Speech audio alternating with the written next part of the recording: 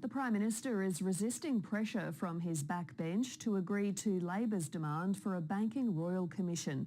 But it's a hard line to hold at the same time as arguing big business deserves a tax cut. Ashlyn McGee has more from Parliament House. All good things must come to an end. Well, we've concluded our visit with a walk along the lake. But the Prime Minister still has a mountain to climb.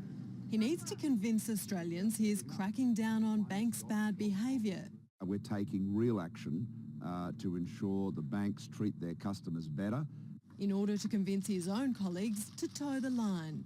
I would rather see something that's going to have teeth that'll deal with what we've seen from the banks.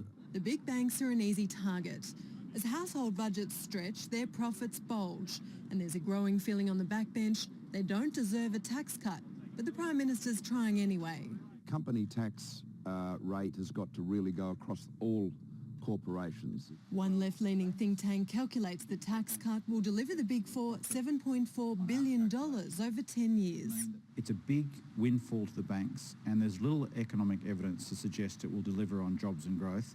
Labor will never, never, never give up pushing for a banking royal commission, and Mr Turnbull should just read the writing on the wall.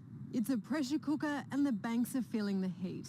They've recruited a former Labor Premier as their chief lobbyist, and they're considering taking some dramatic steps in a bid to win back confidence, including cutting the costs they impose on customers. That made quiet calls for a royal commission, but the Nationals' discontent is a much larger issue. Local member George Christensen's threatening to quit and upend the government to one-seat majority in the lower house. In theory, it's over a sugar growers dispute, but in reality, because he feels locals are being ignored and may turn to One Nation.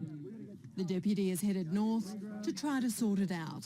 Today I'm acting Prime Minister. I will be for a couple of hours until the boss gets back from New Zealand, unless his plane crashes, in which case it's a permanent thing. But the boss is safely back on home soil, and we'll be hoping a more permanent solution can be found. Ashlyn McGee, ABC News, Canberra.